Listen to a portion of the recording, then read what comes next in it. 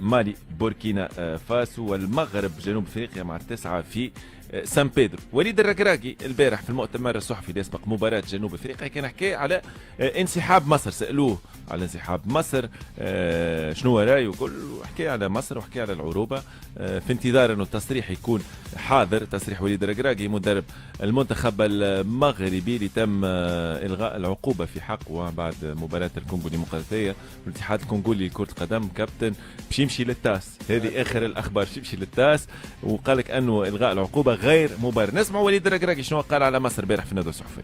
ابخي على لا كيسيون ديال المسار تقسات ولا ما تقساتش عليه باللغه ديالي ما نعرفش نقدر نقولها بالحق، ما غاديش نقولها باش العربيه ديالي ما تزلقش تقولوا، مي سي با كيك شوز كي مانتيريس. اي واحد عنده لو chemin ديالو. Bien sûr, on était déçus pour eux parce que كيبقاو خوتنا، on était aussi content pour le Congo. Moi je regarde le Maroc، ما عندناش ديك الدرابو غنقولوا حنا لاعبين على العرب ولا على حنا لاعبين على المغرب بحال ديما اللي كنقولي. On est dans une compétition africaine. وقلتها قبل justement par rapport à ma suspension, je veux pas qu'il y ait de clivage encore des équipes maghrébines, arabes ou là. La réalité, l'Ikaina, c'est que bien sûr que c'est compliqué pour les équipes d'Afrique du Nord.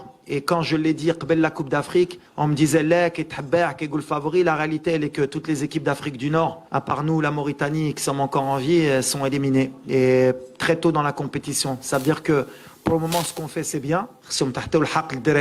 Mais ce qu'on veut, c'est faire mieux et pas se cacher. Ce ne sera pas une excuse. Maintenant, nous, on est dans notre mission. Comme depuis le début, on est en mission et on est concentré sur notre mission et que sur nous. C'est pas quelque chose qui m'intéresse. هذا شنو قال وليد الركراكي؟ قال سي با كيلكو شوز كي مانتيريس، لكن بعد القفه قال ما اوني ديشو، عندنا خيبه امل، نحس هكا بنوع من الخيبه واخواتنا وكل. لكن من الاول كابتن ظهر انه ما يهموش، قال لك احنا نلعبوا للمغرب وليس للعرب. انا بعثت لك ايش بعثت لي انت كابتن؟ بعثت لك انا نسيت ولا نسيت بعثت لي التسجيل. قلت الكلام هذايا عم ناول في الكوب دي موند في الحوار على حكايه العروبه مع عروبه. اي با فما انت ضد العروبه كابتن؟ باش نقول لك حاجه ترى انا ضد النفاق. ماذا عملت العروبه والعرب مع قضيه فلسطين؟ صفرا. يا رسول الله، تشوف الناس تتعذب، تشوف الوليدات يقصوا لهم في ايديهم وساقيهم في الكياس من غير واحد، الناس ما عندها لا ماء لا دواء لا اكل لا كذا، وانت بحذاك 10 كيلومتر. ما تضغطش على الصهاينه هذوما باش يدخل شويه ماكله. كان عروبه يا كابتن. وانا قلت على المغرب، قلت المغرب تمثل المغرب وليس العروبه. هاي نعاودها سيدي، لا اكثر ولا اقل. وهذا فخر للمغاربه اللي وصلوا الدمي فينال، ليس لهم اي سيله بالعروبه، لا اكثر ولا اقل. شو معناتها عروبه؟ المغرب كي سياسيا عملت اتفاق مع كذا، ما جاوش ناس كل ضدها والجامعه العربيه وكذا، بعد 3 شهور يلاقوا مع المغرب. تفهم حاجه انت؟ الراي العام العربي المريض هذايا كان عاونتوا، كان معناها عاونتوا اخوانكم الفلسطينيين مش خير؟ شديه في الكوره والعروبه وعروبه. انا معاه. اذا تونس تربح كاس افريقيا، التوانسه هم اللي يربحوا كاس افريقيا وليس العرب. يكثرش من هكا. هذايا رايي، ونعرف فما جماعه العروبه باش يجيو ضدي ونولي انا كافر ونولي كذا، ولكن انا كابتن ما تخلناش احنا في الكفر وفي الدين. انا كابتن، انا تونسي وافتخر ب ما تونيزيانيتي. لكن كابتن انت تساند الجزائر وتساند المغرب، نعرف تساند مصر في المحافل الدوليه وموريتانيا، كل تساندهم. ما عندي ما نساند كابتن. ما تساند حد، ما تشجع حد. ليه ما عندي شو مش نساند؟ ما تحبش المغرب مثلا تربح المانيا؟ ليه نفرحوا لها، تفرح لها كهو. ما عندها ما تساند. هما المغرب اذا ربحت ولا جات يربحوا لرواحهم كابتن. هما شغلهم، هما التطور تاع الكوره هما اللي وصلهم غاديكا. هذايا معناها شغلهم هما، مش احنا. مش العروبه هي اللي وصلتهم. دخل العروبه المونديال، ما دخل العروبه في تألق المغرب، وصلت دمي فينا. ما دخل العروبه صفر. النجم انا كابتن نجاوبك تو. لا يجاوبني كابتن. ما دام العروبه العديد كابتن من الجماهير العربيه ساندت المغرب في قطر. حبيت تفهم؟ ساندت كابتن في الربع نهائي، في الثمن النهائي دخلوا مع المغاربه. معناها شفت توانسه، شفت الجزائريه، شفت مصار ولا مثلا. انا اتكلم فيك في العروبه في لا نحكي لك انا على الشعب البسيط والجماهير كابتن اللي تساند مثلا المغرب ضد منتخبات اوروبيه، ضد منتخبات حتى افريقيه من جنوب الصحراء. فما كابتن عرب، فما توانسه، فما مصار، وفما جزائريين كانوا حاضرين في مدارج الملاعب مثلا في قطر، وحتى في كاس افريقيا الامم. المغرب مثلا يلعب ضد كونغو ديمقراطيه نجم نطلع لك انا اشقاء من مصر من انت مش تونس فاهمني من الجزائر يساندوا والله يا ميدي يا خويا مش فاهم. لا انا نحكي غادي نحكي في الرياضه مانيش نحكي على عروبه. نتكلم عن الديماغوجيه نتاع العرب وعروبه انا ما مشيتش شو عايش خويا انا مشيتش غاديك مشيتش للشعوب وارزمون فما شعوب اللي معناها هما متضامنين قلبا وقالبا مساكن مع القضيه الفلسطينيه. اي واضح كابتن اللي خاطر باش تم تاويل تصريح لا ما نوضح ما عندي ما نوضح نحب يسب حاجه اخرى خويا تو فرنسا كي توصل تو فينال باش يقولوا معناها هولندا معاها وانجلترا لا مش كيف الروابط اكثر في العالم العربي روابط اكثر ما فماش روابط يا ناس ما دام الخيانه العظمى صارت لاخواننا في فلسطين ليس هناك عروبه وليس هناك عرب لا اكثر ولا اقل. ابسط رايك في تصريح وليد الركراكي واللي قالوا على وليد الركراكي مشى ما قول شاكان بور سوا ديو بور توس. خلينا نكونوا واضحين وليد الركراكي مش يستعمل في المكياج لانه العباد الكل اللي تحكي على العروبه وتحكي على الاخوه وتحكي على الجيران وتحكي على الذم الكل الكلهم يعملوا في السياسه في الدبلوماسيه لانه حاجه اللي يقولها في الميديا راهو هذيك ماهيش الدخلاني نتاعو. اليوم راهو مدرب ايراني في المغرب من مصلحته انه مصر ما تعداش باش توصلوا نصف النهائي باش ما تقابلوش. كل فرنساوي من مصلحته ولا ما تمشيش. معناها هو اش مدخل وليد الركراكي باش يتاسف على المصر والله ماني عارف عشان باش يقول لك انا ماذا بيا مصر ما تعداش. حتى الكونغو تجيني الكونغو في نصف النهائي. شم حلوه ذي باهي اي تقول لك جيني الكونغو في نصف النهائي وما تجينيش مصر ولا معناتها في الكوره توا في هذا اش مدخل الاخوه وش مدخل العروبه وش مدخل راهو اللي يجي يقول لك احنا تيش عملنا بها احنا ما عملناهاش لبرا معناها هذه هالعروبه وهالوحده تيش استعملناهاش في خارج كرة القدم. هو باش نوضحوا ماهيش في ثنيته مصر ما قال جي في الفينال جي نيجيريا مثلا جي انغولا يا ولدي اثنين تعرفوا في الفينال تنجم جي في الفينال نجم تجي في الفينال. هو معناها مشكلة مصر ما تعني حتى شيء الوليد الركراكي. وعلاش احنا ما نلزمش نشيطنوه هذا وليد الركراكي لا معاه العروبة ومش عروبة. هو اليوم يحكي يعطيه الصحة راهو ما يمكياش غير ويتكلموا بالمكياج ويحكيوا على العروبة وما يقصدوهاش راي كلها كلام شعبوي ويعملوا في الشعبويه. صحيح من داخل انه انا كملنا ما تصريح 5 ثواني 5 ثواني يلا او تو مش تزيد معناها مش من الاخر بالكل تحسم الجدل لا باش الجدل بالنسبه لي انا نعرف ما يكون 1000 مليون ما يوافقنيش خويا انا عروبه شمال افريقيا كله امازيغ وكله بربر اصيل تاع شمال افريقيا بربر وامازيغ وانهي واللي يحب يفهم واللي يحب ما يفهم ما تخلطوش بالعرب كابتن. لا يا كابتن شو عايشك شو خلينا يا خويا خليها العروبه انت عروبي ما نعرفش لازم نعمل تيست دي ان ربي معك ربي معك انت جماعتك قاعدين يعملوا في فلسطين قلت لك لازمني نعمل تيست دي ان باش نعرف اصولي 15000 بيبي ومراه تموت ولا واحد معناه ينجم كذا ولا واحد ينجم يعاون مع الخروبه مش العروبه. يا كابتن انت في فورمه اليوم انا ما نجمكش اليوم ما نجمش نجاريك كابتن ضد النفاق هذا يا خويا ياسر نفاق. المغرب لافريك دو سود جنوب افريقيا لافريك دو سود راهو بالله مش سود افريقيا اسمها لافريك دو سود يعني جنوب افريقيا ساوث افريقيا باللغه الانجليزيه خاطر يتم الخلط حتى ساعات فما بعض الزملاء وبعض المحللين يقولوا سود افريقيا اللي هي عباره غلط. المغرب دون زياش ودون بوفال تأكد غياب هذا بوفال انتهت مغامرته في كأس افريقيا الامم لإصابة عضلية. زياش سيكون غائبا على مباراة الليلة أبارتير من 9 في سان بيدرو. المهمة لن تكون سهلة لمنتخب المغرب ضد منتخب مكون من أغلب عناصره يعني يلعبوا في سان داونز يلعبوا في جنوب افريقيا والغيابات هذه اكيد ستؤثر عبد الستار على منتخب المغرب. اكيد وقت اليوم تخسر انت معناها الكولوار اليمين والكولوار اليسار نتاعك اللي اخر زوج مباريات هما لي جوور تيتولير نتاعك اكيد انه هذا باش ياثر معناها على التركيبه نتاعك.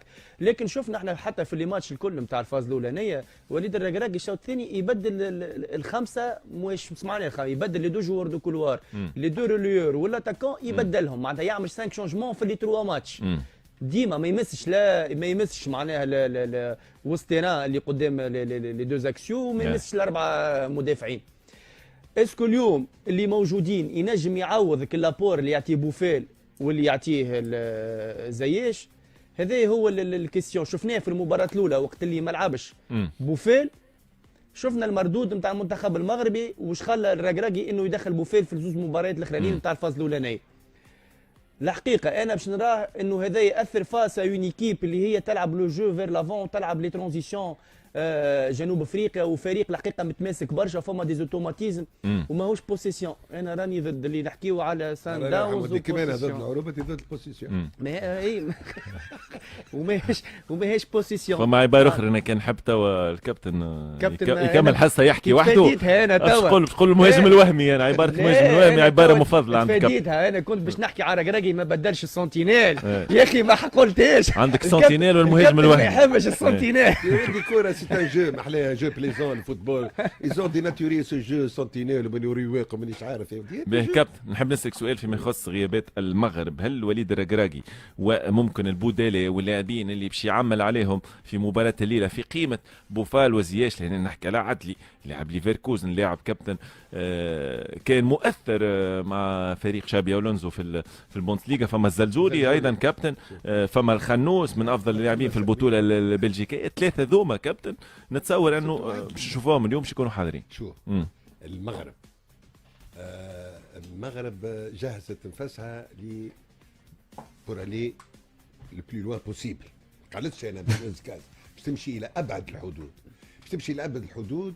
عملوا اعداد واستعداد باهي، مشاو لوتيل، مشاو نتاعهم وحدهم كذا، عملوا دي ماتش اميكو. حتى البحر خذاوه كابتن هما في سان بيترو. على مستوى الجاهزيه البدنيه اخر ماتش فما فليشيسمون اتونسيون. اخر ماتش اللي عملوه مع الكونغو ما لازمش يتعاود.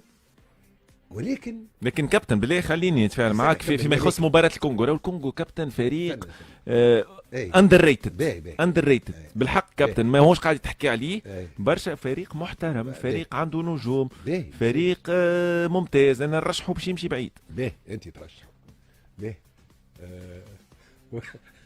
ان شاء الله يربح كابتن. ولكن المغرب، نرجع المغرب، لازم عندك عوامل انت بور الي لو بلو لوان بوسيبل. العامل الاساسي هو البروفوندور دو بان، هي قيمه البنك اللي تنجم تدخل وتخرج من غير ما تخسر ليكيليبر ومن غير ما تخسر النجاعه نتاعك الهجوميه او الدفاعيه. معناها اللي باش ينزل باش يقوم بنفس الدور وبنفس الاداء، سينو احسن. كي انت عندك عدلي، عندك خنوس وعندك زلزول، لكن بعدهم هو مش عنده، خاطر هو في المباريات الاولى كابتن يخرج بوفال وزياش يدخل في عدلي والزلزول. شكون باش يبدل؟ الاخرين يبداو شكون بعد عدلي والزلزول؟ نفس المستوى معناتها عنده 6 على الكولوارات بنفس المستوى. عنده تبارك الله بعد عدلي والزلزول عنده تبارك الله. بالنسبه لي انا عنده مش لازم باش تلعب تبدل شويه خاطر مواصفات اللاعب ما عليناش ندخلوا في موضوع اخر.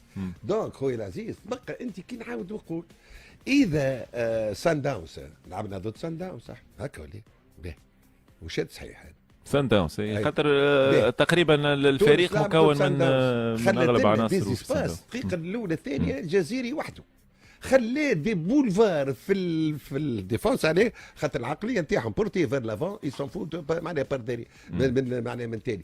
اذا احنا لقينا دي زيسباس وعملنا لقينا دي زيسباس معناها ولكن ما استغلناهمش. خلي المغرب بالطاقم هذاك اللي عندها البشري ولا كاليتي تكنيك وكذا بون مي توت لي فاسون باش تلعب مع سان داونز. باهي انا عندي سؤال فيما يخص بوفال كابتن في 30 ثانيه جاوبني لو تسمح.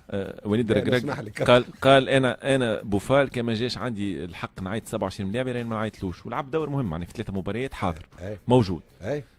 فما نوعا ما من التناقض ممكن ما نعرفش علاش. انا وليد الركراكي عمل على بوفال في 3 مباريات وهو قال كان ما جاوش العدد المسموح به معناه في القائمه 27 راني ما نعيطلوش معناه ما كانش يعيط له، كان جاو 23 ولا 25 ما يعيطلوش. ما يعيطلوش. باهي انت هل تعتقد اساء تقدير بوفال الركراكي؟ باش نجاوبك عاد. انت هل تعتقد ان هذا الفريق الذي تألق في كاس العالم والرابع وكذا بالوحده اللي عنده هذه اون ارمي دو جوور دو فالور، هل تعتقد ان المغرب باش يقف على ملاعبه؟ ما يقفش لا اعتقد. تونس اي تقف على 1 ولا 2، المغرب لا. المغرب لا، السنغال لا، كوت ديفوار لا. فوالا اما الديكلاراسيون نتاعو قال على اساس ما حشتوش بيه معناتها اوبليجي. هو قال حكيت معاه وقلت له فهمته 27 بالضبط فهمت دو ماتش تيتولير ولا نحكيو على خروجه مؤثر ولا مش مؤثر. واحنا ما جبناه كان في الدار جبناه عيطنا له. تو هذه هي ولات بوليميك في المغرب. ماهيش بوليميك احنا على جلال القادري كي لعب الجزيري مسكين الناس الكل كيفاش تعيط له وتلعبوا وعلاش. والله كان من احسن العناصر هاي سيدي. هذا رايي يعني. به كابتن وعبد الستار، اذا في ظل خروج عديد الفرق القويه منها السنغال طبعا، منتخب الجزائر، منتخب مصر، الكاميرون، بقات نيجيريا، كوت ديفوار، مالي، المغرب وسط هذوما الكل الفرق اللي بقاو الى حد الان في المنافسه، وان شاء الله المغرب يمر الى الدور القادم. ترى انه المغرب هو المرشح الابرز حاليا للفوز باللقب؟ ترى انه المغرب اقرب للفوز باللقب من بقيه الفرق اللي ذكرتها؟ هما 8 المرشحين اللي دخلنا بهم قبل ما تبدا كاس افريقيا، بداوا يغادروا من الفاز الاولانيه بالوحده بالدوزيام تور. مصر كيف بدات تغادر. السنغال اللي ممكن كان هو والمغرب زوز حاطينهم واحده مش تخرج منهم. السنغال خرج ضد كوت ديفوار، ترشح مايور تروازيام ومخيبها الكان هذيا. ان باش مع الكابتن شنو واحد يخسر 2 ماتش في الفاز الاولانيه يتعدى مايور تروازيام يربح الشامبيون دافريك الاخراني يلقى روحه هو متعدي وهو ما يسحقش، مش استحقاق. السيستم مش عادل حتى تعرف معناها الحقيقه السيستم هذا. انا سور بابي المغرب ينجم، سور بابي ما عادش نمنوا في الكوب دافريك هذه، ما عادش نمنوا بالسور بابي. الواقع نتاع التيران والملعب ولينا نشوفوا في موريتانيا اخرى، نشوفوا في كونغو اخرى، نشوفوا في كاب فير اليوم ما نعرفوهاش. المغرب كان يربح يواجه كاب فير. معناتها اليوم ما فما حاجات امبريفيزيبل ما عادش نجم تتوقعهم سور تيران. الكونغو نجم توقف المغرب هذا اللي قلنا احنا المغرب صعيب انه يقف قدام حد باللاعبين اللي عنده. الحقيقه سور بابي المغرب هو اللي هو الفافوري، لكن